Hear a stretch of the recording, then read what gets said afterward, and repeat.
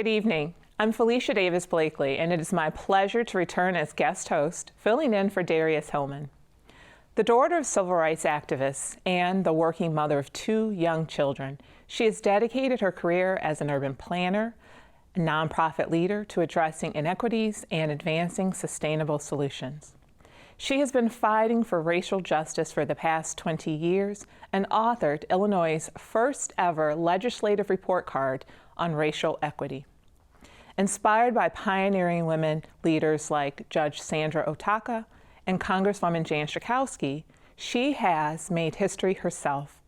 Elected to the Metropolitan Water Reclamation District in 2016, she is the first Asian American elected to a countywide board in Cook County.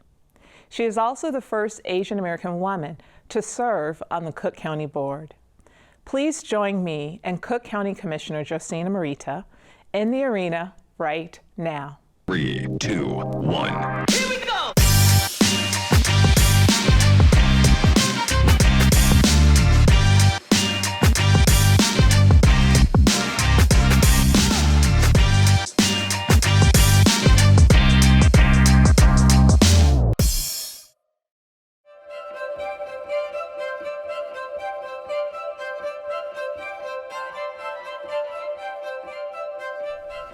Commissioner Morita, thank you so much for joining me tonight. Yeah. Really happy to have you, and I want to get into it because you've done so much in your career, and I want to make sure that we get as much in as possible.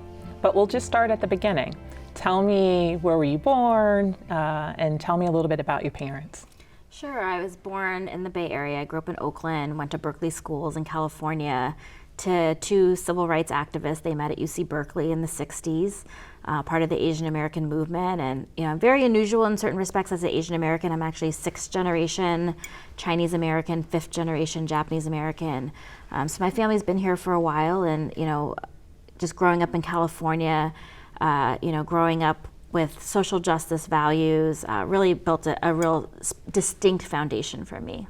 What were some of the things, I mean, I can only imagine, Berkeley obviously was a center of activity for equity and social progress, or pushing for social progress. So what were some of the early things that your parents were interested in or fighting for that you kind of saw on the ground floor? Yeah, I mean, this was a time where Asian Americans were even just forming the identity as Asian Americans. We come to this country with our own nationality and ethnicities and religions and languages. We're a very diverse community. It was really the first time that they were building kind of what they called a Pan-Asian movement and this Pan-Asian American identity. And so I think that was a real distinct time where we were saying, like, this is who we are in American racial terms, this is who we are in social justice terms, and this is also who we are in solidarity with African Americans and Latinos and others who are justice-minded. Yeah, that's great. So what brought you to Chicago? How did you come to Chicago? So I moved to Chicago right out of undergrad. I was one of those Californian, right out of undergrad, saying, okay, I'm going to move to New York or DC one day. I was working for a national race and public policy organization called Applied Research Center, now called Race Forward, that publishes Color Lines magazine. I had interned for them over the summers when I was undergrad. They said, why don't you go help start our Chicago office? And I'm like, okay, it gets me halfway across the country. Okay. But I loved it here. I think there's just a very gritty reality here, and I think that what we do here really matters for the rest of the country in the way that things that happen in the Bay Area and New York, not that they don't matter, but they just don't have the same kind of challenges that the rest of us in the middle of the country have. One of the things that I had the opportunity recently is to listen to you talk about congressional mapping and the process. You know so much about the process for mapping and how what the criteria are, how it's legal. Can you talk about? I was fascinated by it, and the reason being is because most everyday people are going to work, going to school, raising their families, and they're not necessarily paying attention, and their representation is really important. Redistricting is one of those really, it's fun that you asked me. I haven't talked about it in a while. I mean, it's such a nerdy thing. I'm an urban planner by training, got my master's down the street at UIC, and so as a mapper, I got involved in redistricting on the voting rights side. How do we how do we understand what representation means? How are districts drawn? I think that, it's so easy for sometimes people to say, oh, it's just gerrymandering, it's this political thing, but there are some, kind of guardrails to how we draw, some foundations to one person, one vote means that you have to have districts that have the same number of people. Illinois is one of the distinct states that requires down to the person. So you had to draw a map where everybody, in 2011, every district had the same number of people down to the person. Wow. Understanding what voting rights thresholds mean, right? So the Federal Voting Rights Act requires that you have an effective majority minority district. And it's interesting because that means something different for African Americans than it does for Latinos. So effective means that not only is it majority 50% plus one, but that an African American community, knowing their history of voting, racial bloc voting and turnout and all of these different factors, that they can effectively choose the candidate of their choice. Not necessarily a black candidate, but the candidate of their choice as black voters. And so in Chicago, right, that means maybe 55% African American, where Latinos, it's 65%, because Latinos tend to skew younger. The median age at that time for Latinos was below voting age. A lot are undocumented and can't vote. There's all these different barriers. And so it's a really interesting way to understand all of these different patterns in the community and what does it mean to actually have representation. But you, and even just now, the way that you've explained it and the way that you explained it there, you made it accessible for everyday people to really understand, and that hopefully drives more civic participation and voting and so forth. So I know it's a little wonky, but you and I are both a little nerdy, so I thought it was good to get that question in. And I always tell people, once you learn the software and the concepts, we had 10-year-olds drawing their own maps. Right, and them navigating their own reality of like, oh, you don't cross this train track, right? So their ideas of what their community is was really important in informing how we drew a map, not just that met the legal standards, but that really addressed some of the lived experiences of communities, including young people. No, that's wonderful. And I know you do a lot to get young people involved. But I want to turn a little bit because I want to make sure that I get all of these accolades right. So here we go. In 2007, you were named one of the top 25 leaders under 35 fighting racism and poverty in Chicago by the Community Renewal Society, which is a big honor. In 2013, you received the Emerging Leader Award from the Illinois Campaign for Political Reform and the Breaking Barriers Award from the Chicago Foundation for Women. In 2016, you were named one of 50 young Asian American stars in politics by Asian Fortune magazine. In 2017, you received the Spirit of the River Award, and in 2018, you were recognized as a National Water Hero by Water Now. So one of the areas, policy areas, and you're a number of committees that you serve at the county, but one of those policy areas really is about water conservation and responsibly using water. Can you talk about that a little bit? Yeah, I think, one, I grew up in California where we had no water. And then moving to Chicago where, we're on the Great Lakes that hold 90% of the U.S. water supply, 20% of the world's fresh surface water. And we take it for granted, right? We think it's just endless, and we look out on Lake Michigan, we think it's all ours.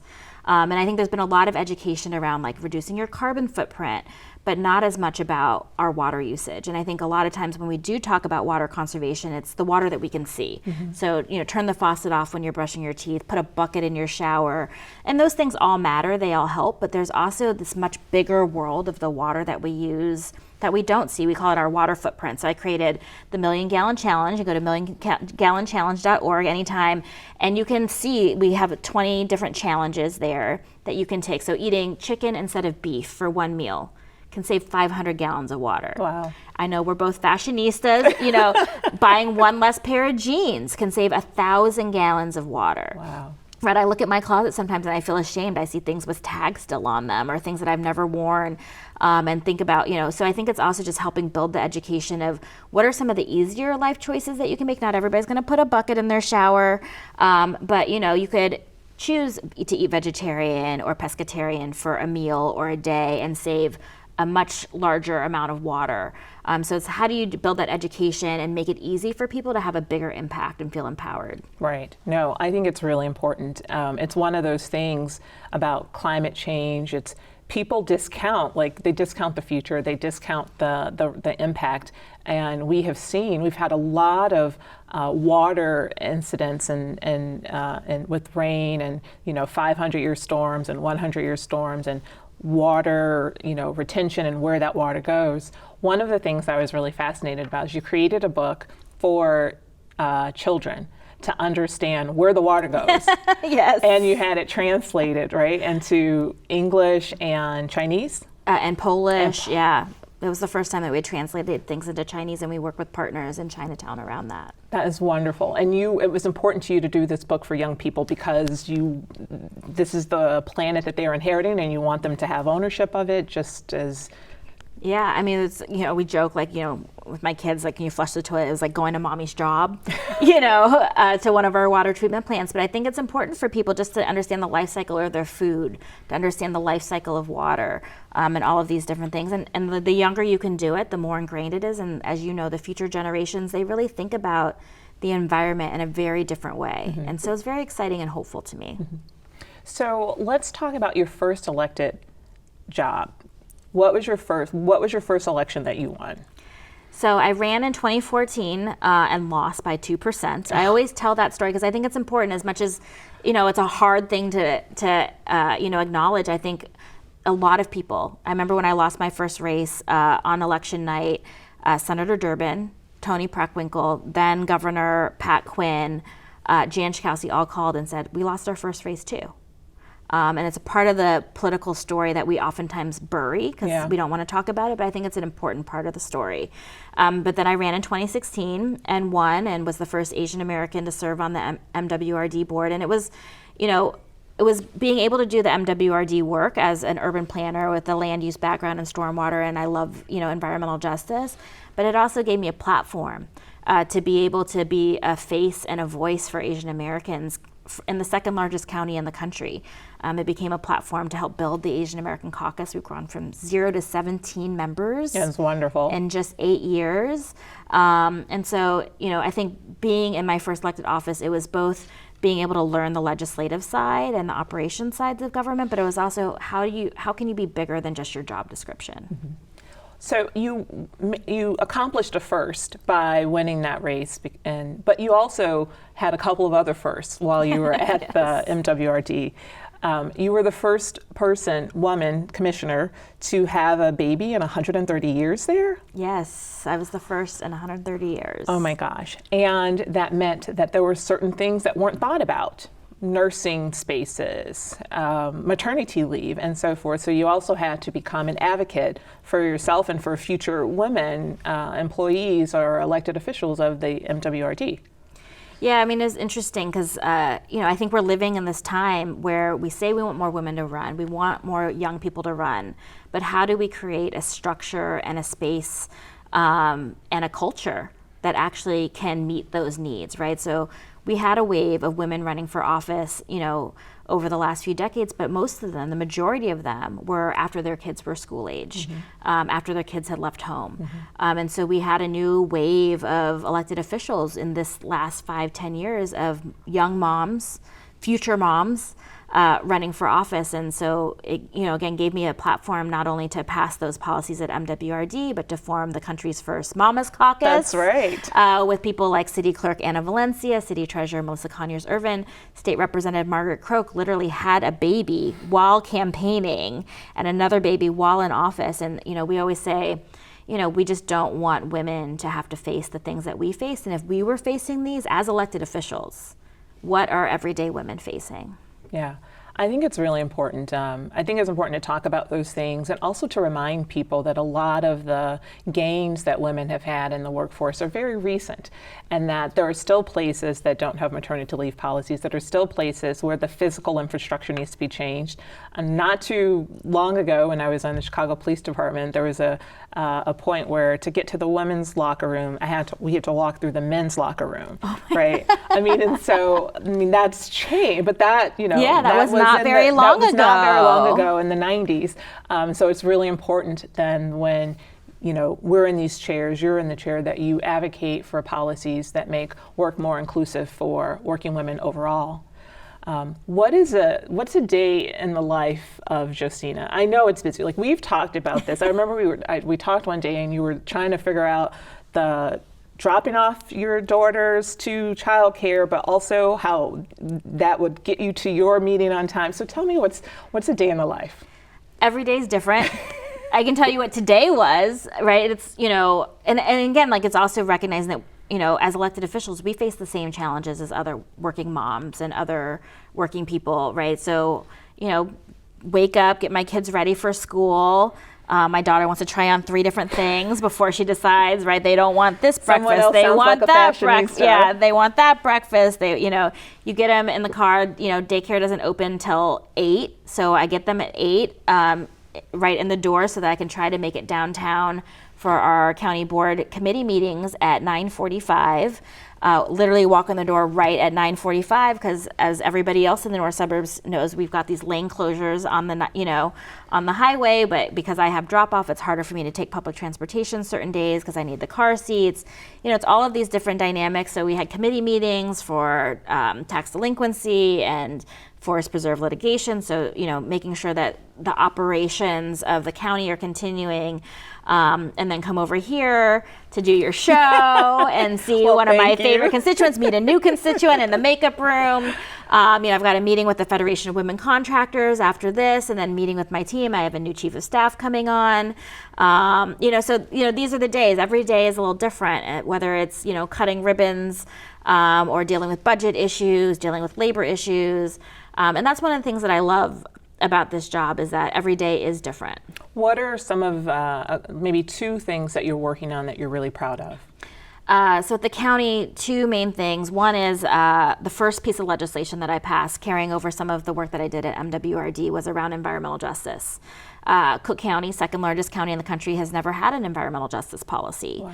And so that is something we passed a resolution committing the county to do it over the next year, but have a very inclusive process across Cook County, so that not just the policy experts, but people who are in communities that are most impacted have a voice in that process. So I'm really excited to continue that work around environmental justice. The second is around language access.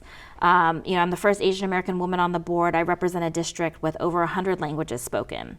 And to be frank, language access is something that government does not do well, period. We kind of joke, who does it least terrible? So we did an audit of hearings around, which parts of county government are collecting data on Asian Americans, collecting data on Middle Eastern, North Africans, and then how are we reaching those respective communities as well as others in different languages. And again, if I represent a district with 100 languages spoken, if we cannot translate and interpret materials around, crucial government functions, like Cook County, we run the Department of Public Health, the health and hospital system, the courts and jail system, elections. These are core pieces of life and death, of due process, of democracy. And so if we can't figure out how to be inclusive, I would say we've done amazing things to be more equitable here in Cook County, but until we can have full inclusion, we can't have full equity. And so figuring out the language access pieces has been a very personal thing to me, but I think just going to be essential to, how government is able to actually serve everybody one day. I think it's really important. I used to work in city government, and I remember going to lots of community meetings and thinking about ways that you can distill really complex ideas or policy, so that I would say my bar became so that my grandmother would understand it, so that the taxi driver, my taxi driver would understand it, and a lot of that was around language, and to make sure that government is responsive and that people can read things and understand things in their language. It's the first barrier, really, about how it's the first avenue towards equity, is to make sure that you could have it in your own language. And that's a challenge even in English, like you're saying, like how can your grandmother understand these materials, even if English is your first language? Yes. It's hard to navigate the legalese, each different agency, you have to go to each different service, what you qualify here for, and so, we've really tried to figure out how do we as a county office, because we overlap with multiple state rep, multiple state senate, congressional, aldermanic, or city and suburbs, how are we able to centralize information so that it's not our constituents' jobs to go to 10 different places? Right. And know 10 different sets of rules and all of that. How can they come to us and we help them navigate government? Right. And that's a challenge even for people who English is their first language. I think it's really important. I'm going to turn a little bit. I read a newspaper article about you, and you were making an appointment for your daughters to go to the doctor. I think. Remember this? Yes. And at some point, I guess they've asked you about ethnicity, and you made a very specific point. You want to talk about that? You said my daughters are Black. Yeah, I mean, so, my husband's African American, I'm Chinese and Japanese, Asian American. My kids are multiracial. We call them Blasian. And, you call the doctor. I think other parents have gone through this. It's funny, you go through a whole rigmarole question. They also asked if my 2-year-old was married. But you have to choose one race. You are not allowed to choose more than one race. So I couldn't say my kids are Black and Asian. They said you have to pick one. And so, for me, it was important that I said that they were African American. One, because I think that African Americans are underrepresented in data, but also because I know that racial disparities in the African American community are particularly prevalent, and I don't want those to be lost in my kids' data, right? So if they get, have certain, challenges with, their health, that those patterns, show up for them. And so that was a very explicit choice. For us, but I think this is challenges that as we live in a more multiracial, multicultural society, like I look at my kids and their friends, they're almost all some kind of mix. Right. I, as a redistricting mapper, circling back to what we first talked about, there is a huge segment of our population that's not counted for voting rights, because voting rights only counts right now people who are one race. So you have over 20% of Chicagoans who are not counted for the purposes of voting rights and redistricting. And this is going to become a bigger and bigger challenge as we move forward and maybe become a more mixed society. Well, I know you and your focus and attention on this area, and it sounds like there's work to do, but I have every faith and confidence that you are going to really push through on this to make sure that it's equitable for everyone. Thank you. We'll be back with 3 for the road.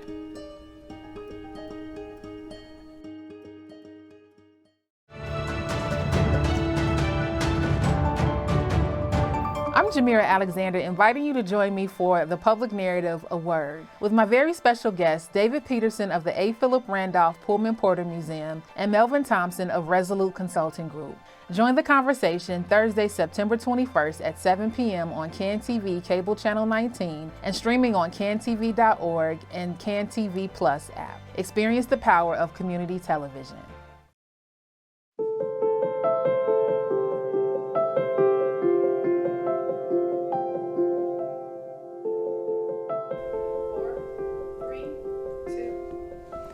So I have 3 final questions for the road. The first one, if you could have dinner with any person living or who's passed away, who would you choose and why? Oh, I think right now, maybe Michelle Obama. I mean, I'm watching her talk about being a mom in public life. I think that's one of the core things that I struggle with. And, you watch her kind of deal it with grace, but also be real honest about it. So I think right now it'd be her. I saw her talk about the girls making them a martini or something recently, inviting them over for drinks, and it was hilarious. It's out there if you want to see it. Do you have any regrets?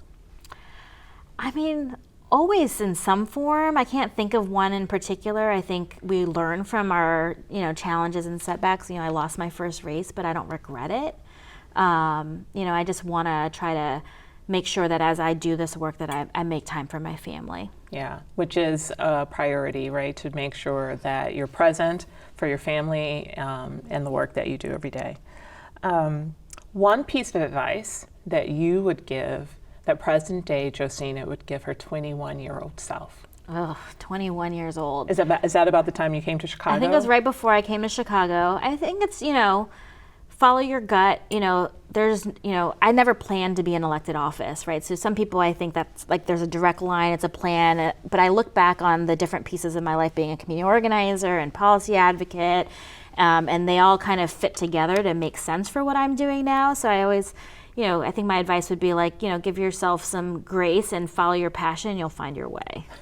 That is wonderful advice. I can give myself that advice today, actually. So thank you for that.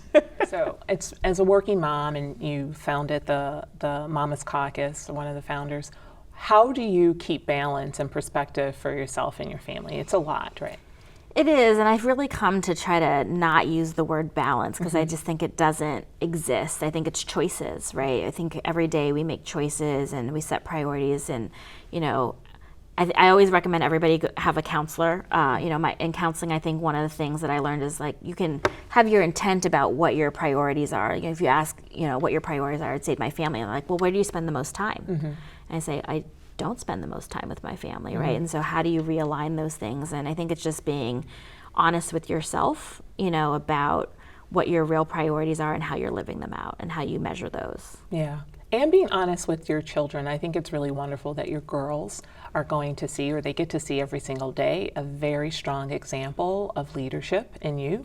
And there's something to that. And I think that's a lesson. I think my own daughter talks about that, about seeing me work, seeing me passionate about something, and just not, one-dimensional. Because sometimes children can put their parents in a box. They say that parents put their kids on pedestals, but sometimes children can put their parents in a box. So I think it's really wonderful that your girls get to see that, even if they don't understand it now. Yeah, hopefully one day. One day.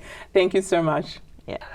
Commissioner Morita, thank you again for joining me today in the arena. And thank you, Chicago and beyond, for tuning in. Let me leave you with a final thought for the road, courtesy of author Avijit Das. She is a warrior capable of slaying the demons in life. She is a pioneer capable of choosing her own path. She is a trailblazer capable of achieving new horizons. Just give her some time and see her bedazzle the world. Until next time, take good care of you and each other. Good night.